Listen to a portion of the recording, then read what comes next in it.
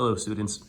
In our most recent lesson, we got a little deeper with the concept of parallax, and today's lesson is going to help you understand just how important that is to astronomers. What you see here in this view right now are a bunch of sources of light. Some of those sources of light are just reflections off of the desktop, but it kind of adds to the effect and it almost makes it look like a star field. But I also have 3 candles burning out there in the distance. We see one on the right that has a bit of an orange tint to it. The one in the middle, I don't know if you can see it from your end, but it actually is putting out a little bit of blue light. And then the one on the left is more of a yellow, whitish kind of light. And from our perspective right now, which of those 3 sources would you say is the brightest of all? I think we all probably can agree that the one on the far left, the one that looks white/yellow, appears to be the brightest, and the one in the middle, the one that's giving off a little bit of that blue tint, appears to be the dimmest. But if we do not know exactly how far away these objects are from us, we cannot know if the one on the left truly is the brightest, or if it's just that it's got an unfair advantage because it's a bit closer to us. And astronomers are faced with this problem all the time. In fact, let me go ahead and show you a real image of a star field, okay? So, some of these objects in this image are actually distant galaxies, but let me get that screen back up and running. But some of these are stars, and we do not necessarily know which ones are the brightest. For instance, look, here's a star here that appears to be pretty bright, okay? Is it really a bright star, or is it just a star that happens to be closer to us than the rest? Because remember, when we look at the nighttime sky and we look at the stars out there, they just all look like they're painted on this canopy. We do not have the ability with our eyes to see that level of depth. So we cannot tell with our own eyes whether or not this star is closer to us than the rest, or if it's further away than the rest, or if all of these stars are actually all the same distance from us. And that's important to know because I'm going to show you the next slide here. One thing that we do know about light is that when light travels away from its source, it spreads out. And this graphic here helps us to see how it happens. Here we're looking at a star. It might as well be our sun. In fact, let's go ahead and call it our sun for this exercise because it'll help make this really clear to you. If we think about the light from the sun that remains when the light travels a certain distance, and we'll go ahead and we'll call that distance one distance, we can imagine that the sun's light would be spread out over a window or a square, and we're going to call it 1 square, right?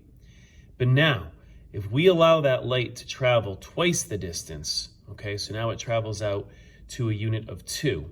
Now you might be asking, 2 what, Mr. Luzetti? This could be anything. This could be 2 kilometers. This could be 2 light years. This could be 2 astronomical units. It doesn't matter as long as we keep our unit of distance the same throughout, okay? So when we let that sunlight travel out another twice the distance, look what happens to its light. Its light now is spread out over 4 squares. The same amount of light, but it's spread out over 4 squares. So does that mean the light is going to appear dimmer or brighter? The answer is the light is going to be dimmer because it's the same amount of light, right? You can see it coming out from the star or from the sun, and it's spreading at 1 AU. We'll go ahead and we'll use astronomical units here. At 1 astronomical unit, that sunlight is scattered out throughout an area of 1 square. But if we travel out to 2 AUs, that light now spreads out to 4 squares. And look what happens when we go to 3 AUs. When the sunlight travels a distance of 3 astronomical units away from its source, the light is now spread out over 9 squares, okay? So knowing that this is the way light behaves as it leaves a source like a star, that gives us a real problem, right? Because if we're astronomers and we want to know, is this star close to us and that's why it's bright, or is it really far away and despite its distance it still appears bright because it's putting out so much light? Remember, stars shine at different temperatures and therefore put out different amounts of light. That's one reason why stars put out a different amount of light. More on that in another lesson. Okay, so how does this connect to parallax? Well, let me now go ahead and put the classroom lights on and show you this little diagram I have. So we're imagining that there's an object in outer space. We might as well call it a star, okay, right there, that orange object you see. And we have to try to figure out how far away it is, right? So we can do that because we know the concept of parallax. And you guys were doing this in class with your left eye and your right eye. Astronomers do the same thing. They just don't use their eyes. They allow the Earth to do the blinking for them, for lack of a better phrase. So what they do is they pick a certain time of the year. We might as well go ahead with January 1st. That it doesn't matter which date you choose, but we'll go ahead and we'll pick January 1st. We point our telescopes and our cameras to the object, okay? And we take a picture of it. Now, when we do that, that object from our line of sight that you see here in the black dashed line, our line of sight, will place that star somewhere in the background with much further away stars, okay? I wanna make this really clear, okay? You can tell in my diagram that this orange star is closer than those, but you have to remember, from an astronomer's point of view, they wouldn't know that. They're looking out and they just see all these stars painted on the nighttime sky, and they cannot tell which ones are closer. So what they do is they take an image of that star.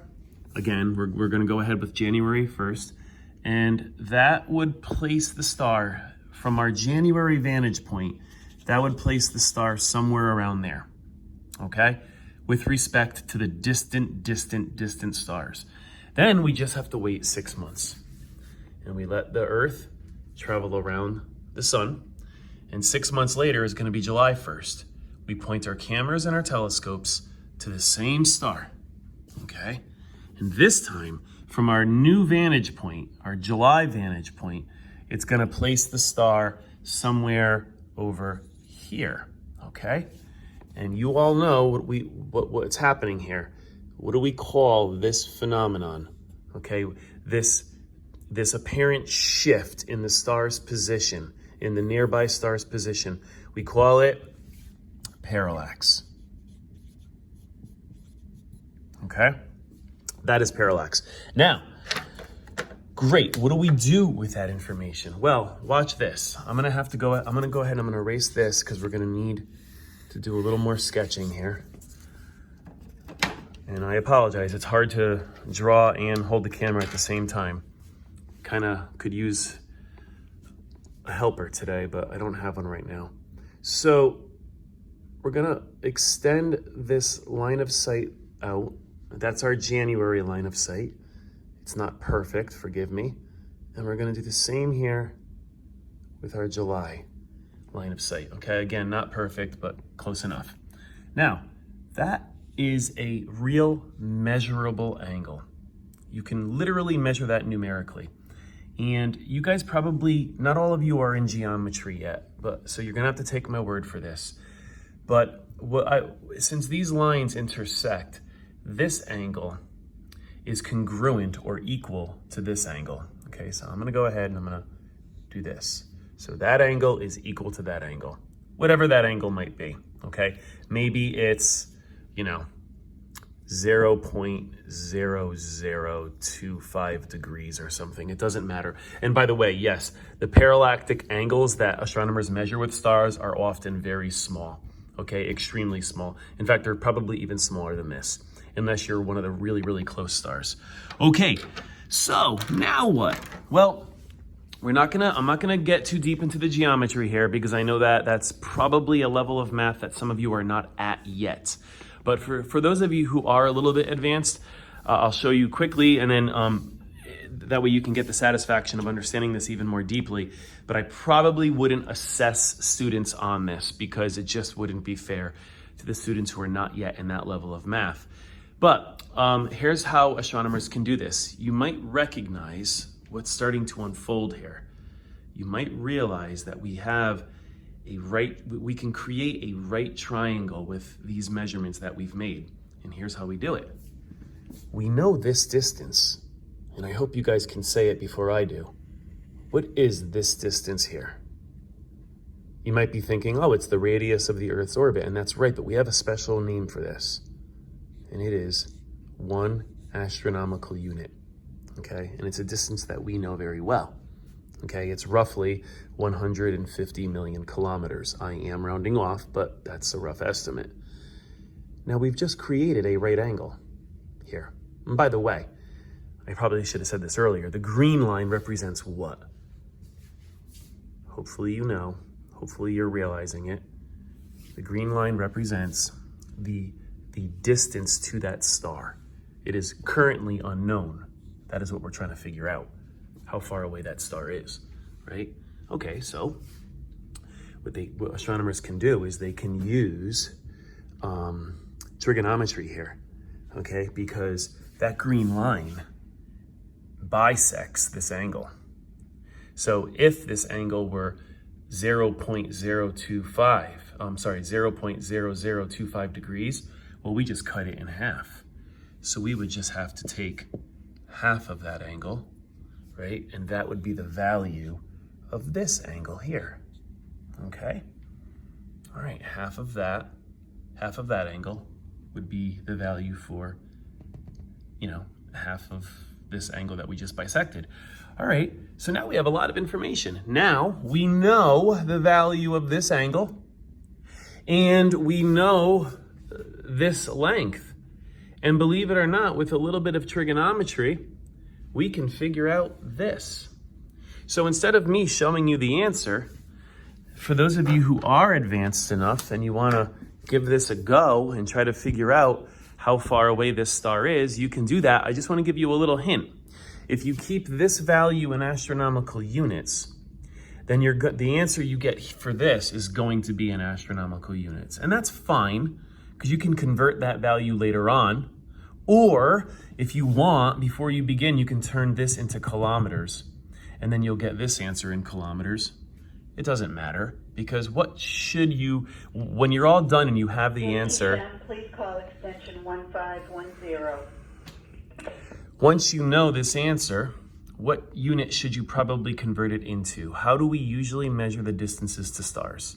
And the answer is light years. And you can look that up online. So whether or not you got your answer in astronomical units or kilometers, you could easily convert it into light years later on. All right, and so how will that help an astronomer? Well, if they know how far away that star is, once they know the star's true distance, then the rest is really kind of cool, because watch this. Now, if they know the star is, a certain distance away, and they imagine it. Please dial extension 1502. Ladies and gentlemen, this is the turmoil that teachers face every day, and I want you to understand that this is the frustration we have. I'm trying to record a lesson, and I can't even do a lesson for 15 minutes without being interrupted. All right, well, anyway, so we have this star, and it's really, really far away, right? And we just figured out its true distance. So if we know how far away it is, we can imagine pulling it closer in. And as we bring it closer in, we know that its light is going to be brighter and brighter and brighter to us. And so we can figure out that star's true brightness. And if you know a star's true brightness, now you can start to compare stars to one another. And I want to remind you of this, astronomers already know how to figure out how hot the surface of a star is. They can do that by just analyzing the light that comes from it. But knowing how bright the star is a bigger challenge. And you cannot know how bright a star truly is until you know exactly how far away it is. Okay, that is so important. I want to say that one more time. It's easy to know how hot the surface of a star is. That is very easy for an astronomer to do. They have these special tools. They collect the light from the star, and they can analyze that light, and they can figure out precisely how hot the surface of that star is, and that's great. But to know how much light the star is putting out as a whole, they have to first know how far away the star is. And that'll be a future lesson, but that's where I want to leave you now. Okay, thank you, and I hope you get a lot out of this lesson.